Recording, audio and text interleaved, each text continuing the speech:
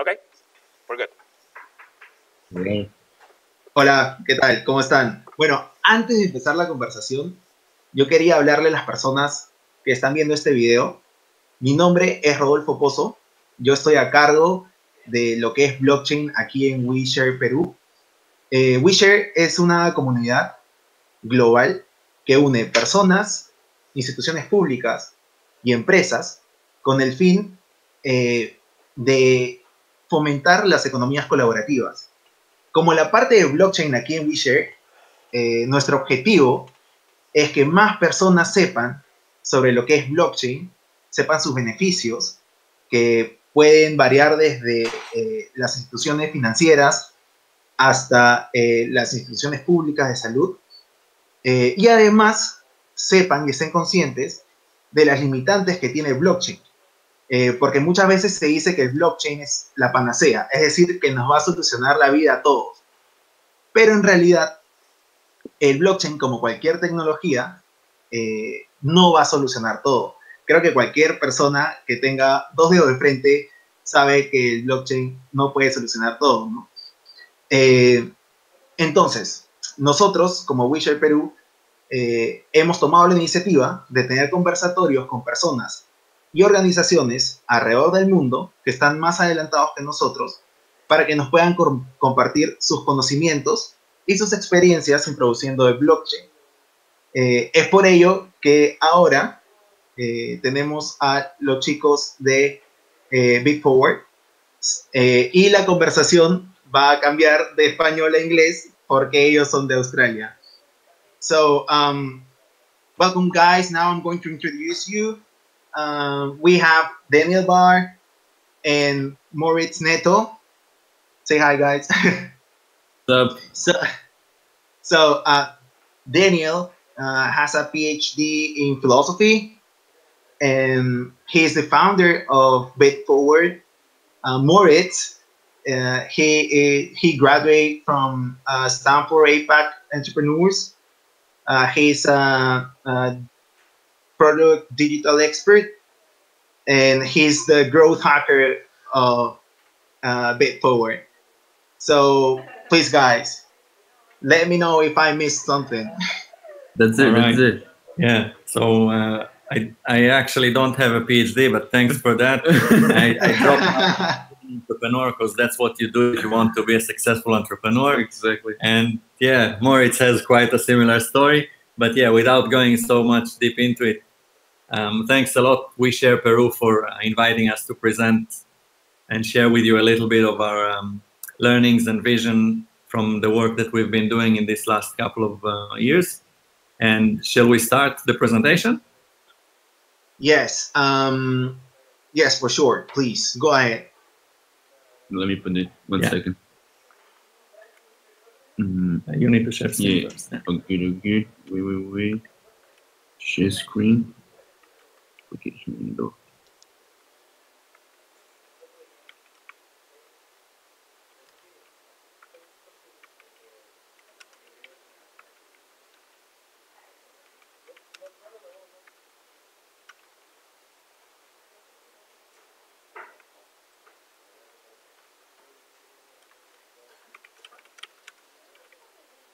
I think we lost you.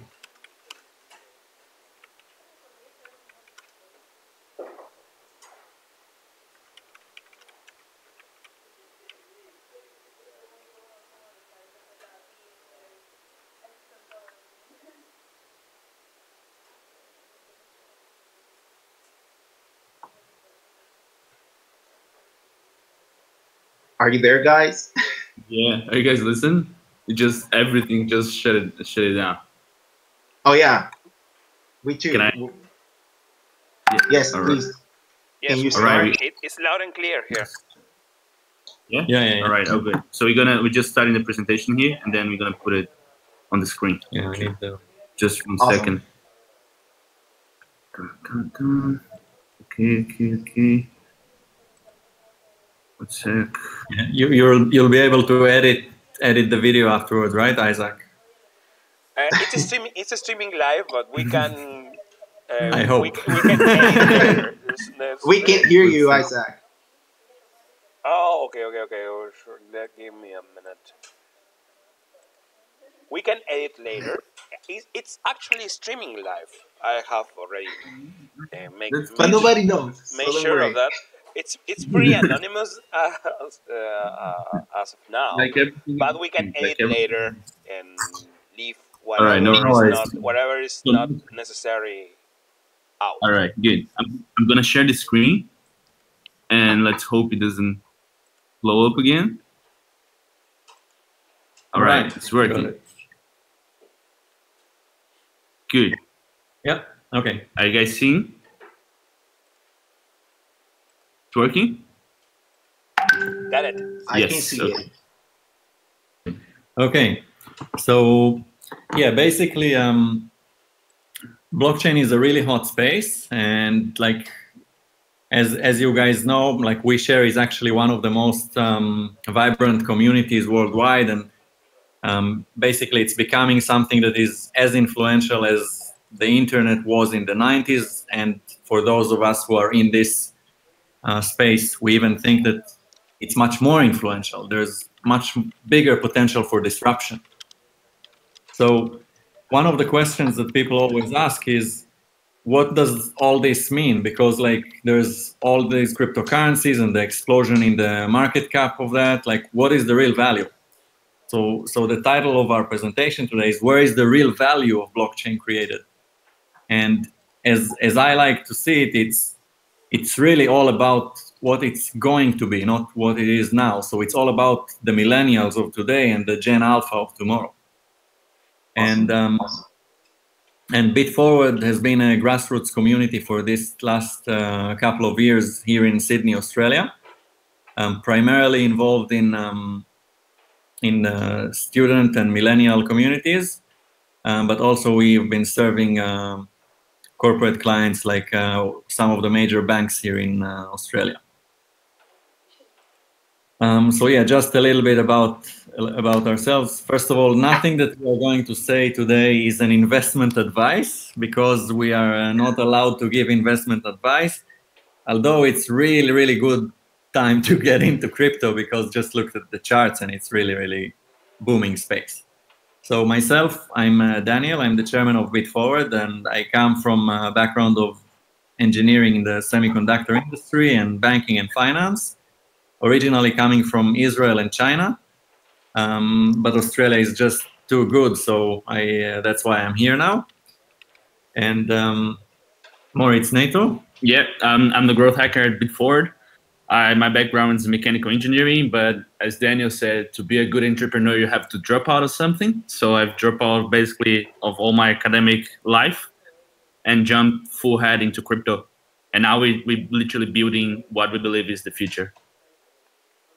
Yep. So we're taking you with us to the moon, as the emojis say. So basically, before we get into all the specifics, let's jump back and take a look at how did we even get to where we are today with blockchain technologies. So if we're looking at how did we get to technology at first, so we had philosophy and then logic and math. So if we're looking at philosophy as a way to kind of discuss ideas and infer things, so logic and math were the ways to kind of deduct things from philosophy. So if philosophy is the protocol, logic and math were the way to interface to that protocol.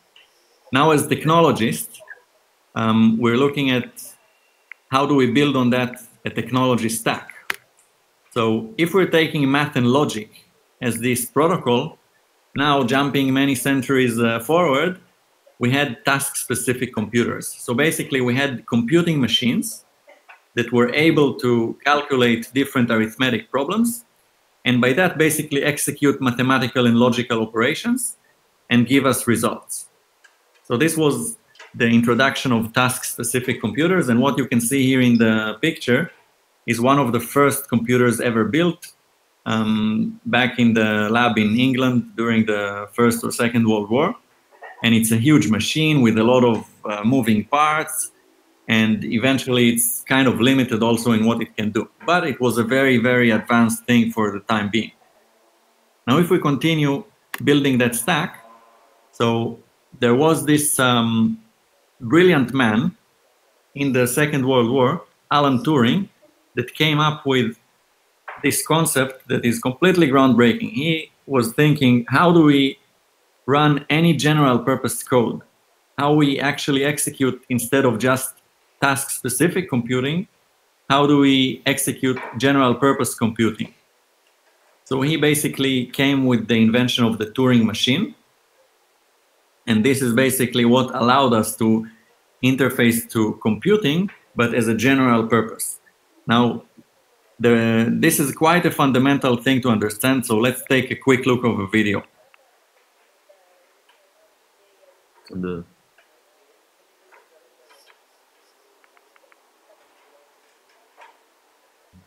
Meet Mr. Turing. We'd work together then. I'm afraid these men would only slow me down. Popular at school, way. We're short on staff. We get more staff then. You have 6 minutes to complete the task. Is it even possible? No, it takes me 8. 5 minutes and 34 seconds. You said to do it in under 6. What is it that we're really doing?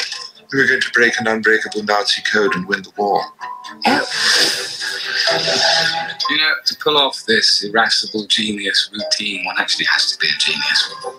I'm designing a machine that will allow us to break every message, every day, instantly.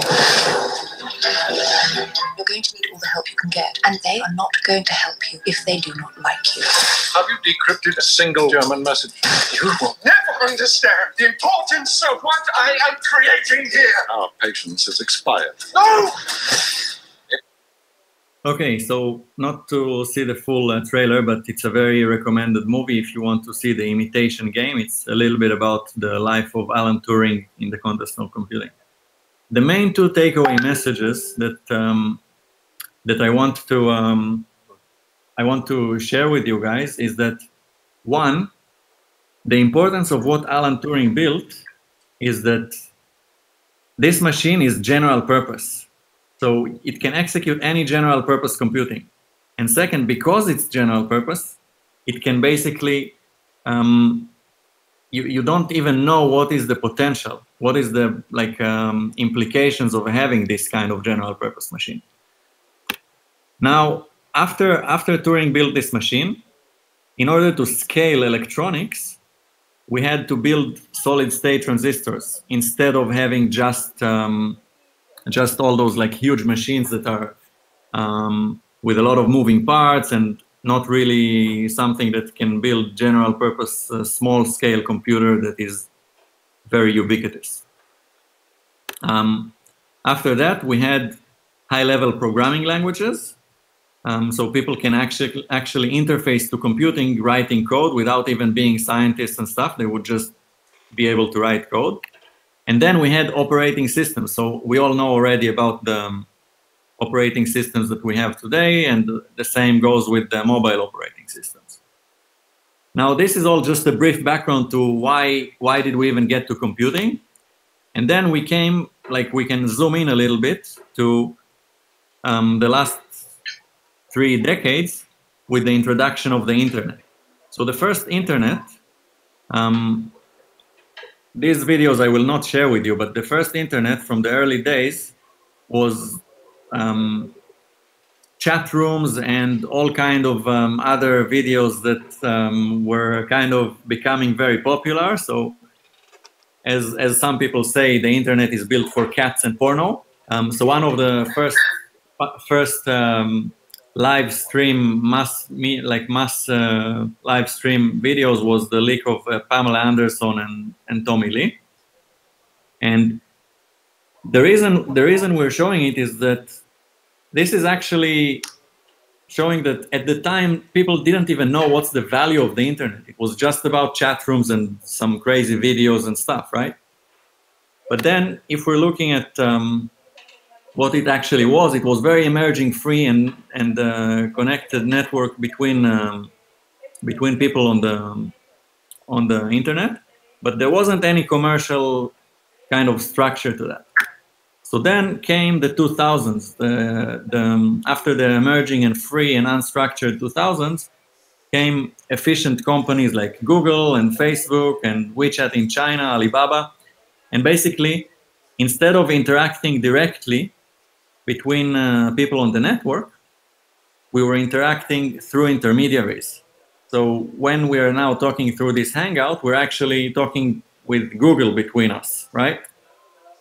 So that was the year 2000. It was very, very efficient, social network and e-commerce and all that, but it was highly centralized, and there is a huge lack of privacy because basically everything that we're doing is now known to those huge companies.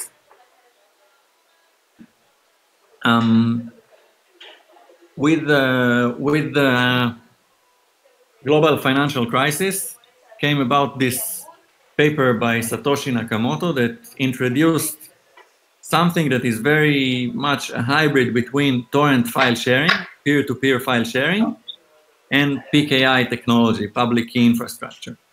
So if we're looking at basically a peer-to-peer file sharing with PKI, we're getting something like the Bitcoin, which was the first implementation of that network.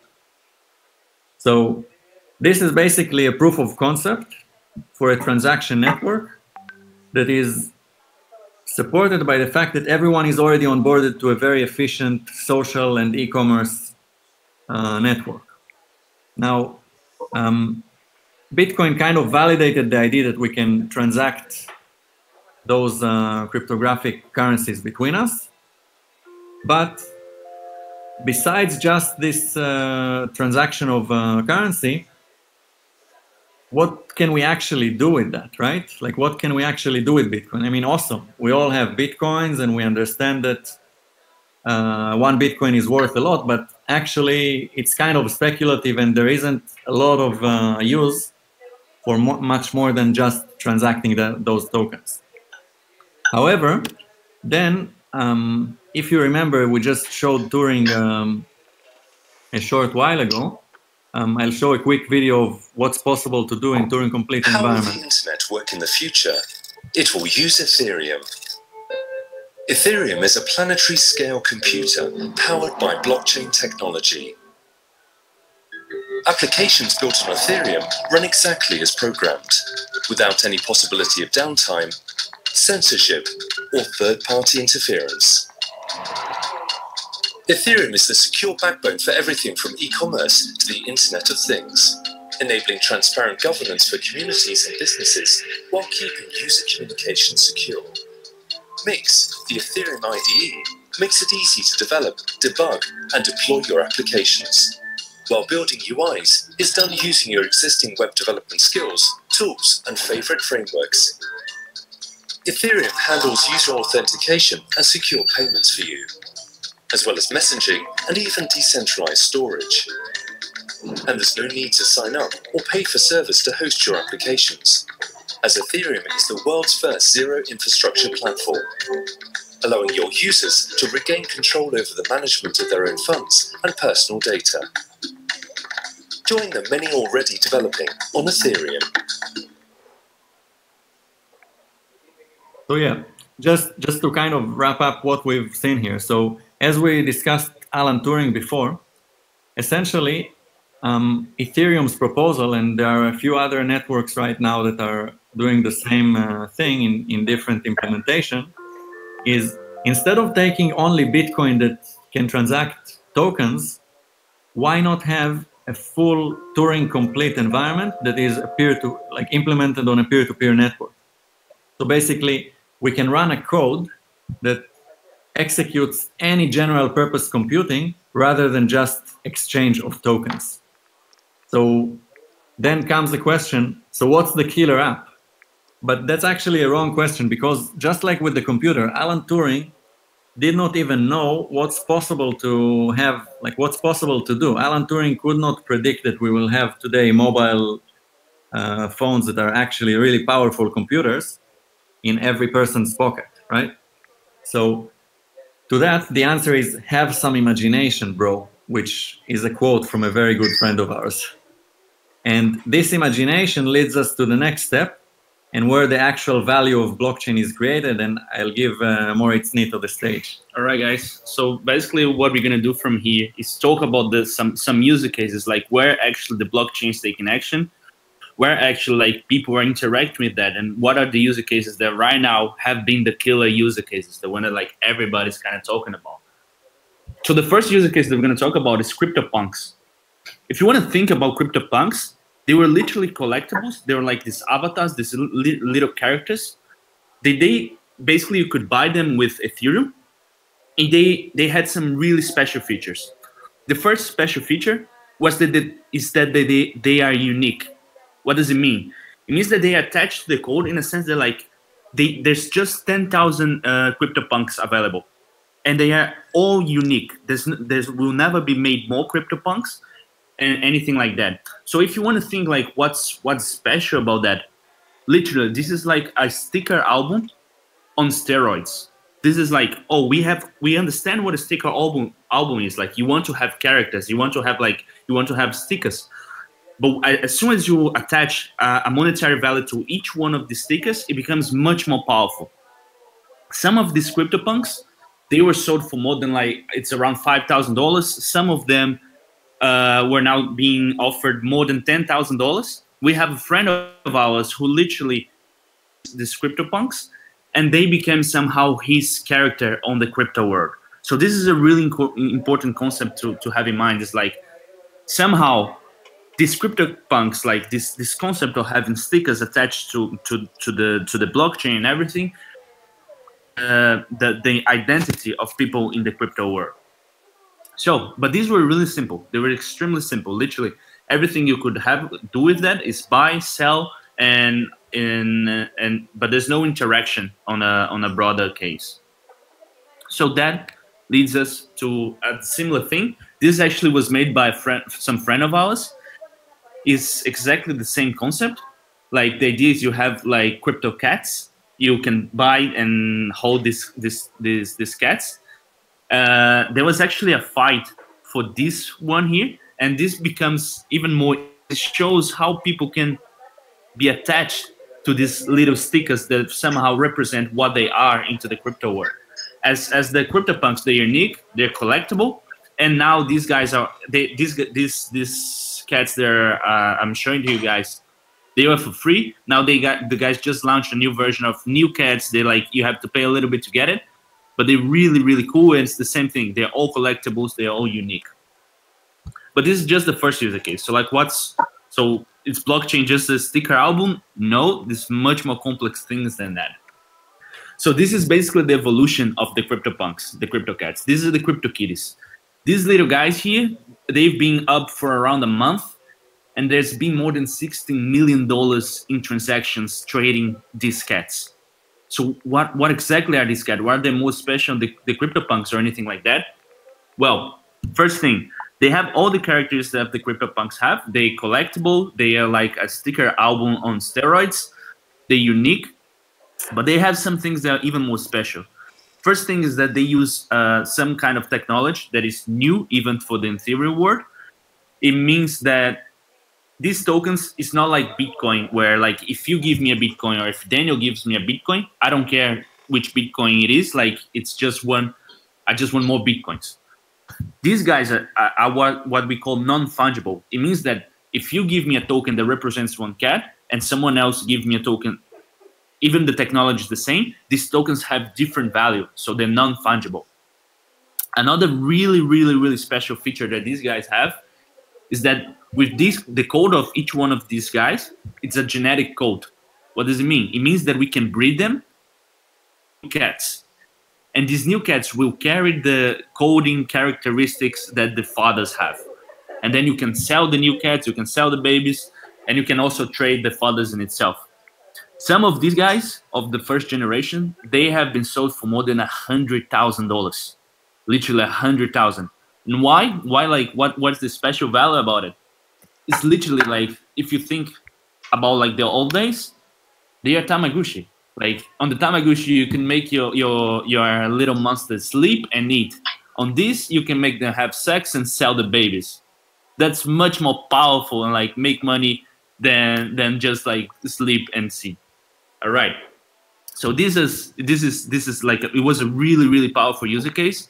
It literally overloaded the network. It showed many things on Ethereum. Ethereum is really powerful, but like these guys were the first application that actually overloaded the network, and so many transactions happening between these cats. Okay, and yeah, at the time it was $12 million transacted. Now it's more than 60 million. So it was a really successful application. After that, about what Daniel said, have some imagination, bro. Basically, what blockchain allows us to understand is there's new ways to think about business in itself. There's new ways to think about traffic. Pirate Bay was using the CPU power of the computers who were visiting the website to mine Monero. Monero is another cryptocurrency like blockchain, like Bitcoin, and it's basically the same way. To get Bitcoins, or you buy or you mine. By mine, you mean closing really complex algorithms, and then you get the coins to verify the transactions. It's the same thing for Monero. Basically, it's a process that uses CPU. This is not cool because they didn't ask for it, but at the same time, it's extremely interesting because it allows you to think in a completely new way about traffic. If not nowadays, like for you to have a successful blog or website or whatever, basically how do you monetize this website is showing ads on your platform. And this is kind of boring right now because look, you have to literally prostitute all your web pages to get money, to somehow find a financial value into your content. But what blockchain allows us to do is like to completely rethink this process. Literally, if you can think about traffic, it's not only like eyes, but also computer power. Now you can use CPU power of your visitors to literally mine coins for you, and then you have a financial value out of this traffic. And this opens a completely new way to think about things. And it's really powerful. It's literally people having some imagination. And it wasn't cool because they didn't ask for, but literally, like this kind of website, like even if you think about Wikipedia that doesn't have a clear business model, like if they could use something like this, like to get financial value out of the traffic, this is literally groundbreaking. This literally changed the whole game into the internet. The fourth user case, this is Status. We have no relationship with Status, but we really like what they're doing. Basically, let's think about what the internet is right now in a really quick analysis. The way that right now we use to surf through the internet, to interact with the websites and everything, is the browser. The browser is our ship that takes us to every place on the network. It allows us to make transactions. It allows us to go through social media. It allows us to access websites and do all kinds of stuff. But everything happens on the browser. On the blockchain world, on the crypto world, it's not exactly like that. The ship that will take you to interact with the applications on the network is actually a wallet. It's actually the same wallet that holds your coins you're going to use to interact with the smart contracts, with the applications on the Ethereum or whatever other networks that there is. And right now you may think, all right, so all of this looks really fantastic, literally like a lot of groundbreaking stuff and shit. But what's wrong about it? What's the biggest problem? Well, the biggest problem right now is the UI and the UX. Is that the products, they're so new, that they're so early stage, that people have not had time to literally look into all right, so but how like the customers, how the users will interact with these products. So there's a bunch of protocols and shit, but like it's really not user friendly on some stances yet. So Status, for example, that's exactly what they're trying to touch. They're trying like to build something that somehow is extremely meaningful, extremely user friendly, that allows you to interact with the whole Ethereum network. And more recently, we found out about another application that is even, I would say, some steps ahead of Status. It's called Cypher Wallet. It's potentially the most neat application that there is for Ethereum right now. If you guys want, like, I can send a link later and you guys can give it a check. But it just, I'm gonna say, like, it looks normal. You see, you look at, oh, that's an app that works and things. There's many things that don't look normal on the blockchain. So like being normal, being like, all right, it works. It's already fantastic. It's already groundbreaking. So all right, let's just give it back.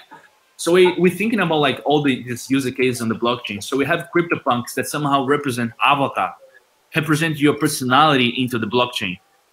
And then we have like CryptoCat, same thing. We have CryptoKitties, this idea of like having things that you can actually trade that becomes from your thing to interact with that. We have the idea of, all right, thinking about new user cases, new ways of people building financial value for themselves. And we also have the extremely important thing, that's the UI and the UX. What it mean? What does it mean? It means like you have to be able to use a product. You have to be able to like interact with the network in a really user-friendly, really clear way. And then we have like the killer app.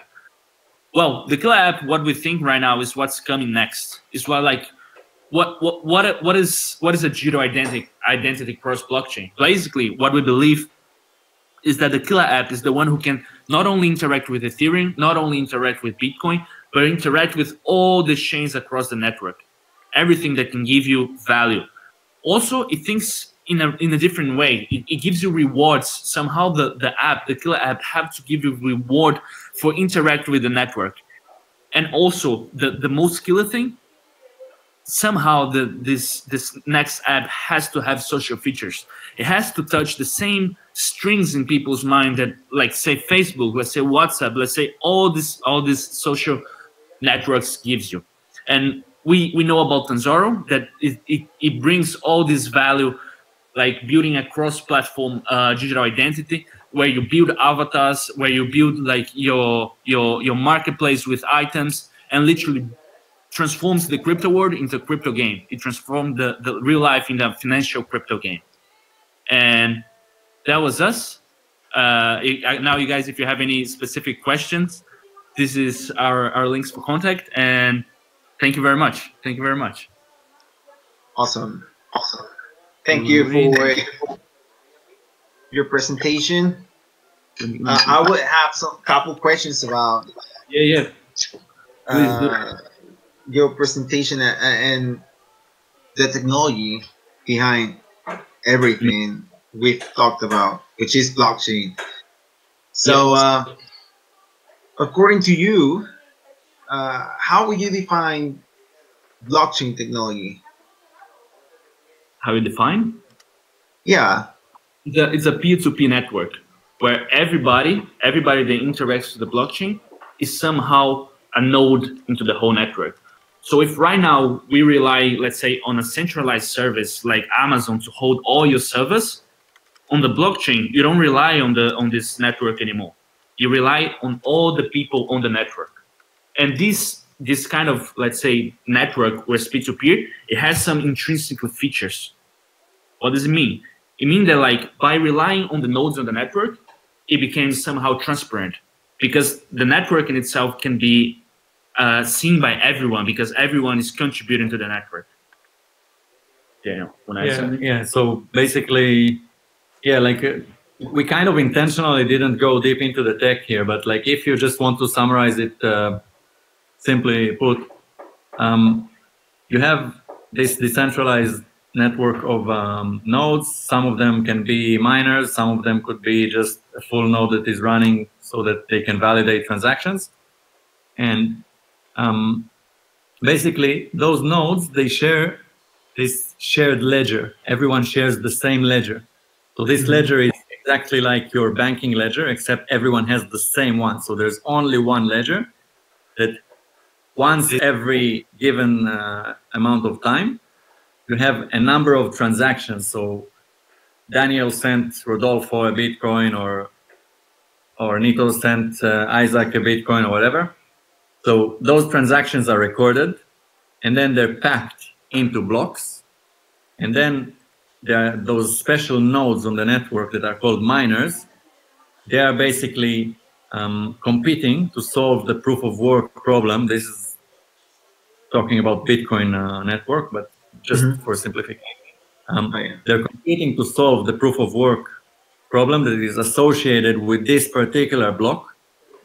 And once this block has been solved, so the miner is being rewarded a certain amount of Bitcoins, and the entire network is now like committed to respect this list of transactions in this block, and then therefore it's not tamperable, like it's immutable, and everyone has this same record. There isn't an option to have disputes.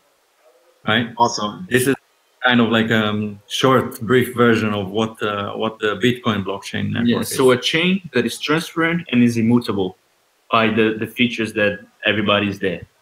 Yeah. The reason for the name blockchain, by the way, so every such block is being hashed, and the hash of this block is being added to the following block, and by that it chains back to the previous, right? Yeah. So then if you want to change and tamper with it, you need to actually go back and change everything, and therefore it's becoming really, really not cost efficient to do it. Yeah, that's the simple way of describing it. Perfect. Simple. It was very good. So knowing this, which would be the most beneficial things we could do with blockchain in, for example, Australia? Yeah, no, it's a good question. I'd say that on the one hand, until this year, the majority of discussions were around solving all kind of banking, financial, supply chain, all of those like corporate and enterprise problems. So one case is, for example, supply chains, right? You can track goods from the time that they are produced all the way through the time that the truck took them, and then like they are shipped in through the cargo in the seaport, and all the way to the consumer, right? This is like one of the major areas of interest for enterprises. Obviously, international payments. So instead of using interbank SWIFT network, people can use other blockchain networks to transact value through. All of those are like the enterprise solutions, and yes, like they are big, and obviously they attracted the most interest. But as our presentation suggested, like what we believe in is that the actual real use cases and value are yet to even be understood because it's so new.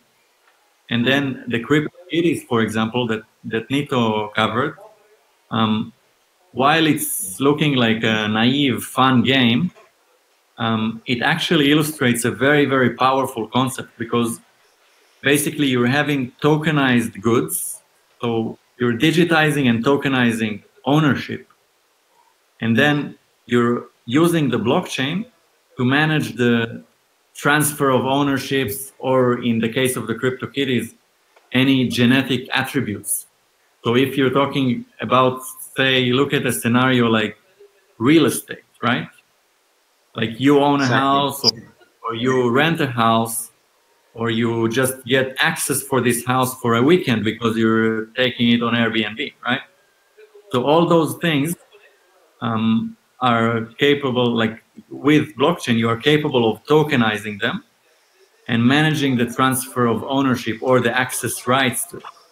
And while this CryptoKitties is kind of a fun and harmful game, it illustrates this much more powerful consumer-driven use cases, right? If you think about it, just as to what Daniel said, if you think about it like about the internet in the early days, basically what people were discussing in the early days, all right, so how this can improve process, how this can like put people together, but where does the real value of the network, of the internet comes from? It comes from literally the social interaction that the consumer, that random people have between themselves, not only the corporates, not only like the big projects and etc. Like the killer app is the one who aligns people, not the one who just aligns companies in itself. It's all about aligning people. Yeah, like Facebook, right? Like Facebook did not exist even in the year 2000. It was still early. At the time, people were even skeptical about putting their credit card online, right? Now it's trivial for us, right? So it's pretty much the same vision that we have for the Tenzorum project. Basically, building on CryptoKitties, building on cryptocurrencies, you suddenly can do so much more in a peer-to-peer economy, right? You suddenly can do so much more between people with collaborative economy. So this is like the future that we're building, basically. Great. So I've heard a lot about how people confuse Bitcoin with blockchain. So I've heard people saying, how many blockchains do you have? So Yep. so what can you tell us about So there's a that? few blockchains actually, man. Like, because the blockchain is the ledger that Daniel was talking about, right? So Ethereum has a blockchain, Bitcoin has a blockchain. There's many other ones like this. There's in there. You can just look at crypto market cap. Many ones actually propose to build their own network. But what are like Bitcoin is? Literally, Bitcoin is the first application of the blockchain technology. So it's not the same thing. It's just one application. The idea of like transacting a currency, like a crypto good, let's call it like this, that is a cryptocurrency, is just the first application of this peer-to-peer network. But the network is one thing. This first application is somehow another thing. It's just one of the ways to apply it. Great. Yeah. Awesome.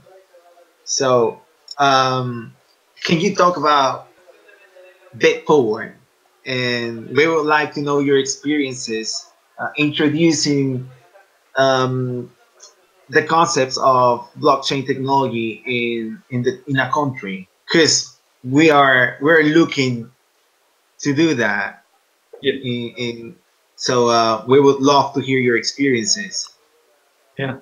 Yeah. So actually, I've been following WeShare quite some time. So I think there's a lot of similarities in the sense that what we've been doing is basically making a space that is open for everyone to come and join and bring their own like things that they want to learn and stuff, or bring their own lessons.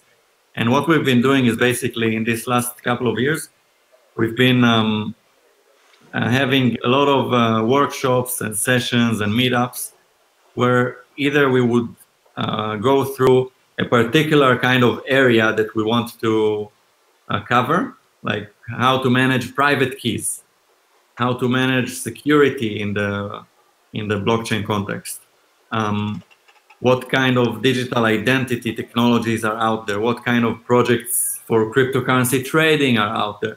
So basically, we would cover a lot of different topics, either from our own core team and our own core community, or we would bring entrepreneurs that are working in this field, either from Australia or from overseas, that come to visit. So would share their learning and their technology and their story with the community.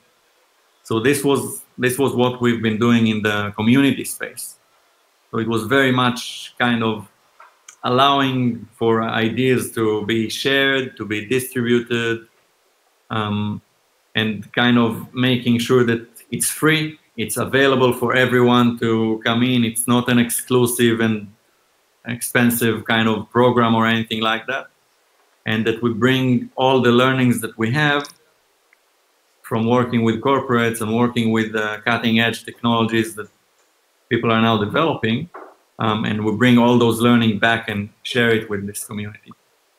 So I think that like the core message is start with where you are and make sure that you share as much as you can from what you know with other people. I think that WeShare stands for very similar mission, right?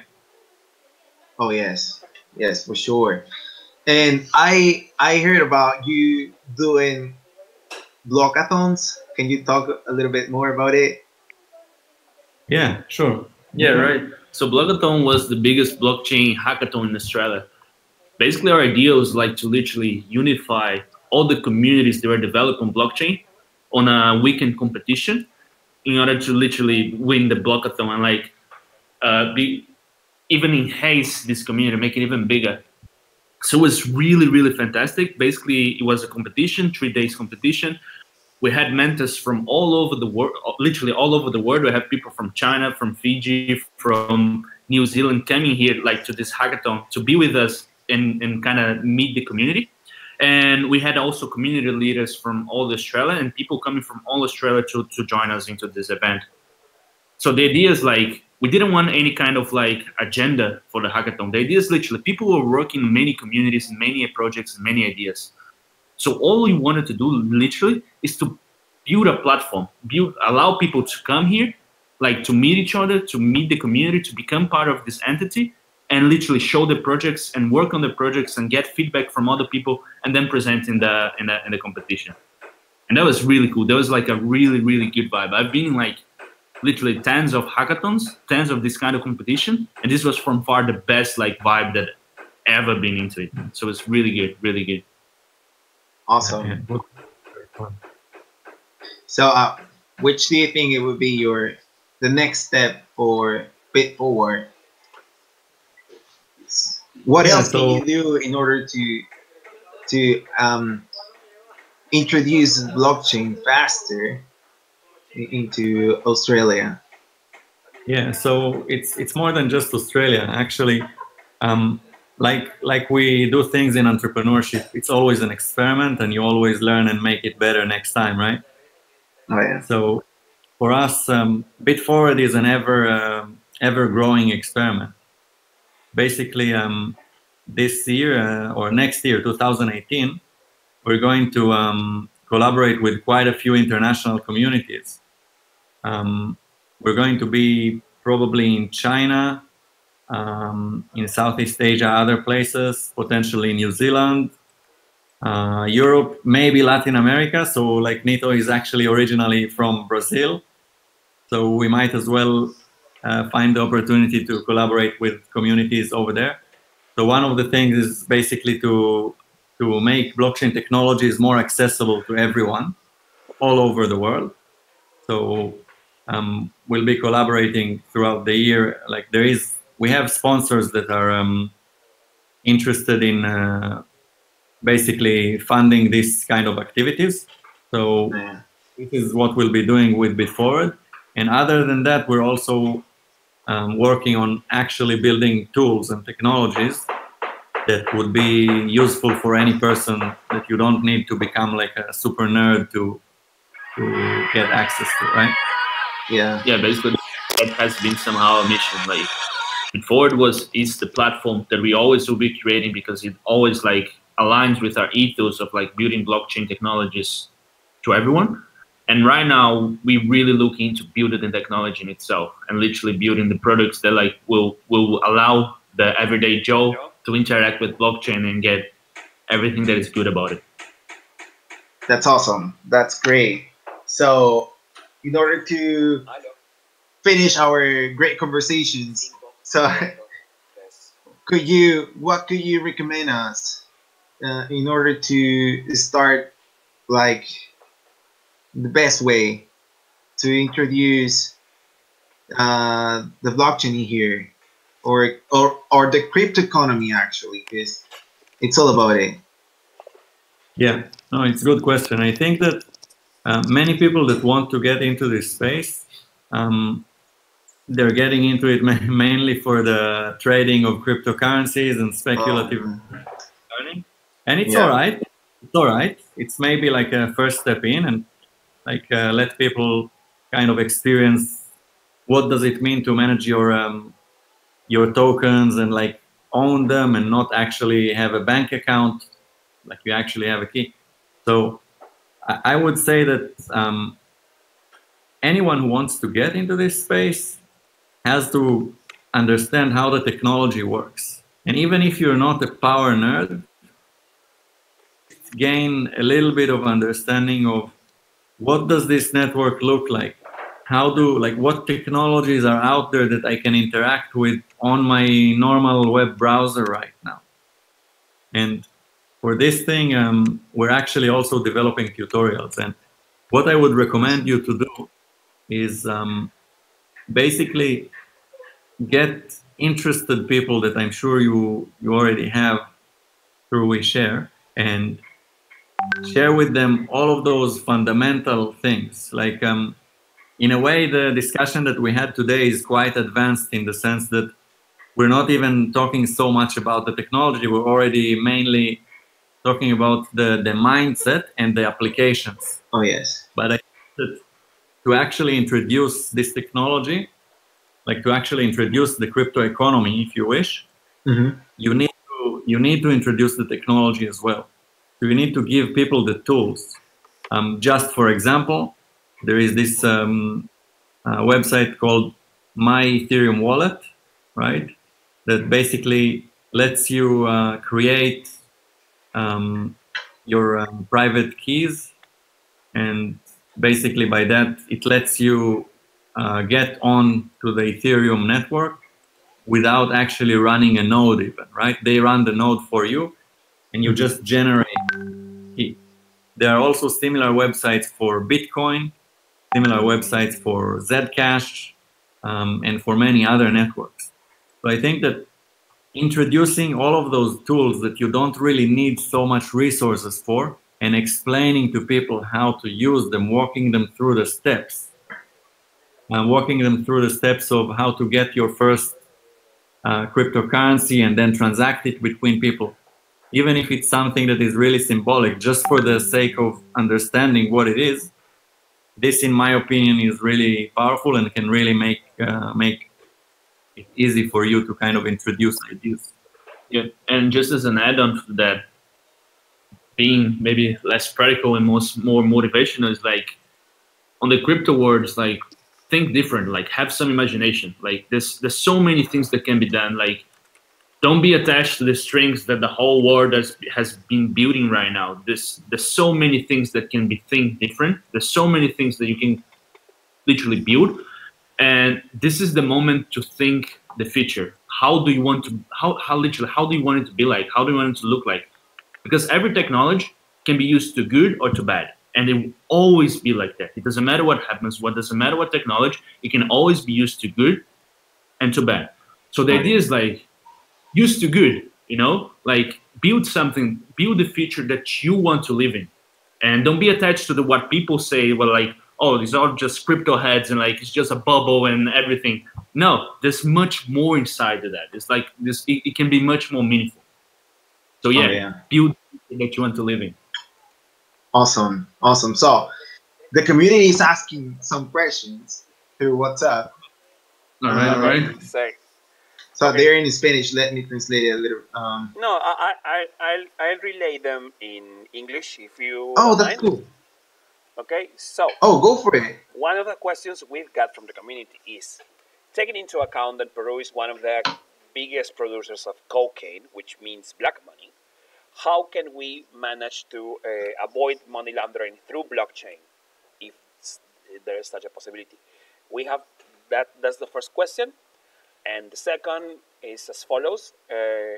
Many Latin American countries are expecting to elect our authorities through via a secure electronic voting system. Blockchain can aid that. And the final one is... Oh my God.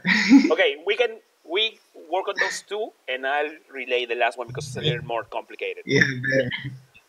You get it first, I get it second. Yeah, sure. So in terms of how to battle corruption, I would say that your first question is it's more than just money laundering. It's about battling corruption. Actually, blockchain technologies, like, there are many different implementations and many different architectures, but one of the most immediate use cases is actually having this public ledger, right? So, for example, if you're talking about managing public money, right? We all would want to be really aware of how does funds that are collected by, say, taxpayers or even like a big company's funds, how are they being distributed? So the blockchain basically allows us to have visibility into all that.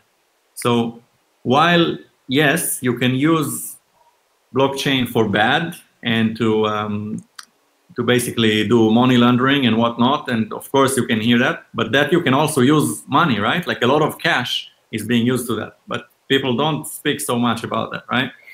Or a lot of like companies do complex commercial arrangements for a holding company here, this, there. So it's not as much about the technology that makes it better or worse. It's about how do we use it. And actually, in terms of how blockchain is being used, the inherent property of having this public ledger actually has a much better chance of battling those kind of scenarios. Yeah. All right. And for the second question, it's basically just for me to be sure that I got it right. It's like, if blockchain can be used to basically secure the election, right? Elections and things like that. Yes, for secure voting infrastructure regarding electronic vote. Yeah. Got it. That's actually one of the most beautiful use cases that we have been seeing right now. We know some people that are actually doing this. They're actually trying to implement blockchain technologies into the government to guarantee the security. And what I can say about that is that that's beautiful, all right? Because the blockchain features in itself allows it to be, one, transparent, and second, to be immutable. And we know that, as I said, technology can always be used to good and to do bad, to do good and to do bad. And I particularly think that the application into an election is something it can be so meaningful. It can be so meaningful to guarantee that every citizen have their vote count in the right way and not like some kind of huge scam as we believe may have been happening in many places in the world. So it is possible. The technology is here. What we need is literally people willing to do it. That's it. It's people who are hard enough, like, let's do this and like push it through. Because somehow in the end of the day, you have always to have the entrepreneurial maniac thing in the back of your mind pushing you forward, pushing like to the next thing. So what I say is like, yes, it can be done, and please do it. Just go for it, like, literally implement this thing into the government, because the technology is here and can be done. It can be done. Yeah, actually, like there are a few proposals in blockchain. One of them is called delegated democracy, so that you can actually delegate your votes to someone by basically signing with your private keys. And we have friends that are from a political party that is called Flux Party, and they developed this model which is called issue-based democracy. So basically, instead of having everyone voting on everything, they want to be voted through the typical, the classical system, and then to promote any bills through domain expertise. So if, for example, I'm more familiar with, say, health, medical systems, whatever, so I can vote on medical-related bills, right? If I'm more familiar with farming and livestock, then I can vote on that, right? And then basically allow for more direct voting, and have blockchain technologies securing that there is meaningful participation. Great. Isaac, I think we have another question. Yep. Yes, indeed. And the last question so far is this. Public records in our country use databases for goods registrations, for instance, property, Moritz. Is it safe to use a database? Can blockchain help to generate uncorruptible records, for instance, land property and such? Yeah, it's a good question, because like on the one hand, it's not different than the currency. The moment you have the public ledger, you can put any kind of entries on that ledger, right? Instead of the database, you have this public ledger, right? So you can use it also for land titles, and this actually has been experimented by a company named Factom ledger. That's great. However, I would say that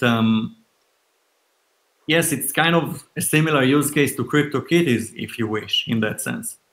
But there are actually issues that you don't foresee with that, with regard to privacy.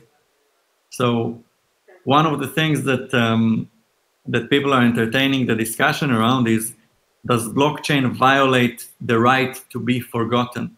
Like if you're familiar with the right to be forgotten on Google, for example, you don't want to be remembered forever for something that you've done when you were 5 years old. So a database for land titles might actually include a lot of very sensitive information. And for that, my personal opinion is that technologies like ZK Snarks, that there is this network called Zero Cache. Basically, they have a way to encode hidden transactions and to only expose yes or no answers to cryptographic challenges. So what it means is, for example, if you have a land title, okay, and you claim that you're the owner, you don't have to have your name visible to everyone on this network. What you need to do is to be able to use your private key to answer a cryptographic challenge when someone is asking the question, is this property owned by you? And all you need to do is provide a yes, to be able to give from your side input that they will have a yes or no. But otherwise, there wouldn't be a public entry that is constantly there, right? The same use case applies when people go for a bar, for example. So the age of drinking is, say, 18 or 21 in the US. Typically, when you are going for a bar, you're going to introduce your ID, right? On your ID, you have your name, date of birth, address, a bunch of other details, right? All of those things, the doorman did not have to know them, right? So the use case for zero knowledge proof is when instead of giving all of those personal information, personal data that is suddenly exposed to a third party that you don't necessarily want to be, you're only exposing, you're only signing a transaction with your electronic device or whatever that gives a yes or no allowed to enter. They don't even need to know if you're 18 years old and 1 day or if you're 50 years old, what street are you in, etc. So the same applies to any privacy-related database-like applications, right? Whether it's your ID or land title application. Awesome. Great. So Isaac, is there another question remaining? Currently, we have none. That was the last of it. Okay. So we can actually wrap this up. Yes. Right. It was a pleasure to have you here. Thank you for the information, all your knowledge shared. And we're looking forward to having you again with more technical conversations. All right. Yeah, definitely. We'll coordinate for another session. All right. Awesome. Bye-bye. Thank you. Thank you. See you guys. See you. Bye-bye. Buenas noches.